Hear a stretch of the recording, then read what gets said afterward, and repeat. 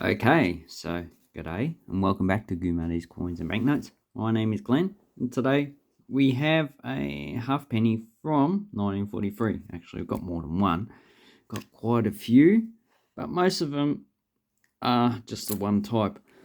So there are two different mints that produce these coins. So we have the Melbourne Mint, which has no dots before or after penny. And then we have the Indian. So these are produced in Mumbai and they have a dot before and after halfpenny, but we'll get into that. And also the date on the Indian coin is larger and the three is definitely very different. And the one on the Melbourne is smaller. But if you turn it over, there's also a difference that should be on pretty much all Indian coins. And that is under King George, you have an eye, but there is a die fill in which that eye is missing. So that's an error. But these are just two varieties of the same coin produced at different mints. And the least common is the Indian mint. So that has a mintage of 6 million.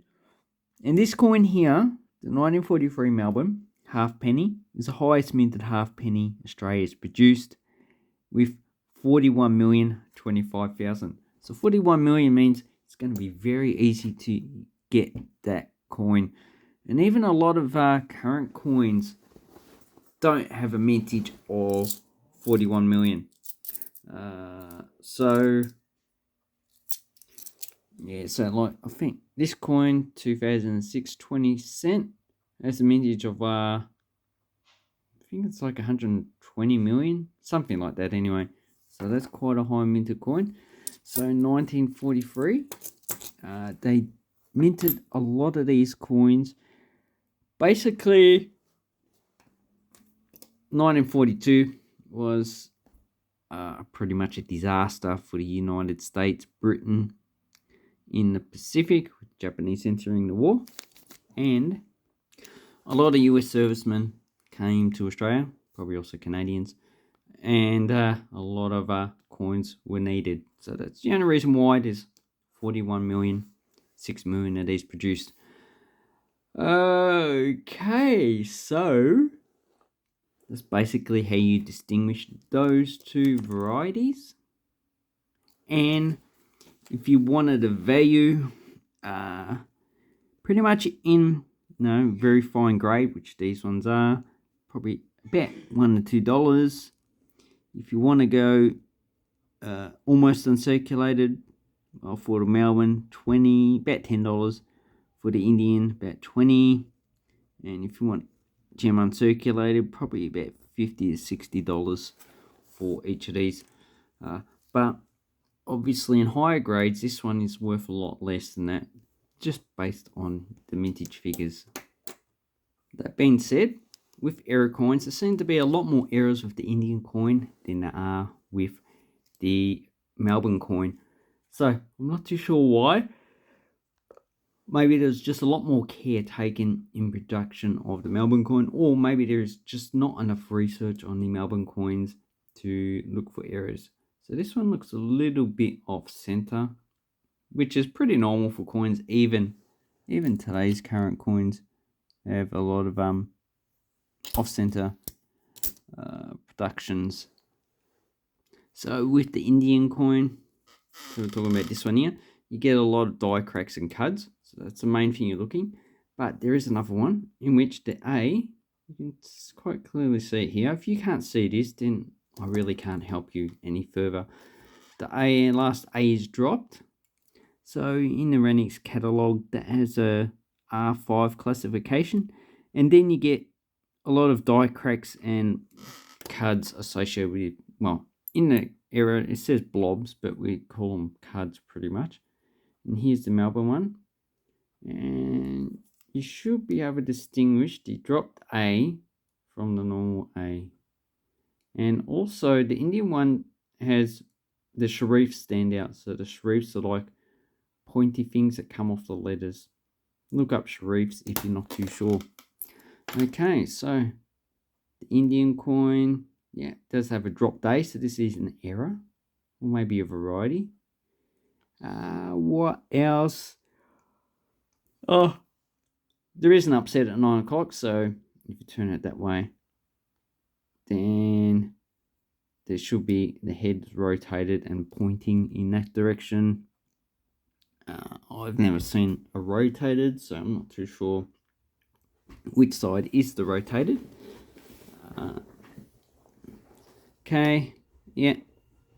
So basically, you're looking for just a lot of cards and a drop day. So a drop day, yeah, probably increases the value a little bit. But I haven't seen too many Indian halfpennies with drop days on them. And on this side, pretty much, you're also looking for die fill, as I've said before. Okay, so that's basically it for the Indian ones.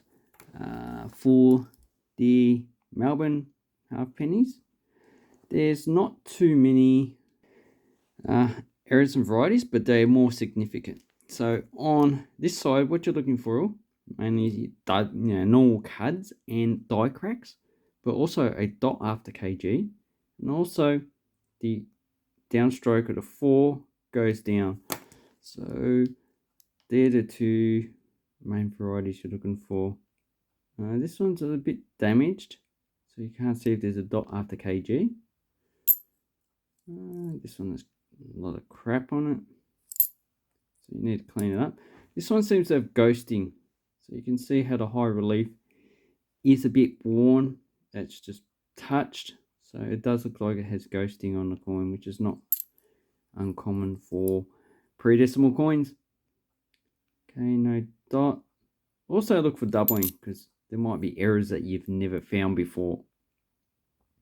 And also this rim has a little bit of cuds on the side. That's pretty common. Okay, there's nothing on this side. Okay, now when we look at this side, what you need to look for is doubling on the letters. So doubling is not pretty common, but it just means that the coin's been re-engraved. Okay, you got heavy doubling from the DG all the way around. Pretty much, you got doubling everywhere. And do you know HP under the effigy? So that's just the initials of the designer. Okay, so no doubling. So you turn it around, see doubling. Look for the HP as well. I don't think I would find anything. Yeah, so that does have HP. I don't see any doubling. If you want to, you can just zoom it in. Your camera, your coins, do whatever you like. Look at HP. Okay, so, but on a lot of cameras, my ones are about 4 years old, so it's not as good. The more modern ones are probably a lot better. And this one has a lot of crap on it, so just take that off. But still, it's a coin probably in fine condition. I wouldn't grade it as very fine. Okay, and no, I don't see any doubling. So that's a pity. Didn't find any errors in this coin lot, but they're actually quite nice. And I didn't check this one, last coin. No doubling. Has HP. So anyway, so that's what you should be looking for in your 1943 halfpennies. Halfpennies are not really a popular coin, not like the actual penny coins, which are larger. So large coins are definitely more interesting, especially, especially the older coins. The older, who are we talking about? Ptolemy Empire. They had large bronze coins, pretty much larger than these ones that are more popular. So I hope this helps you with your halfpennies. Have an awesome coin and banknote collecting time, and take care. Thank you and goodbye.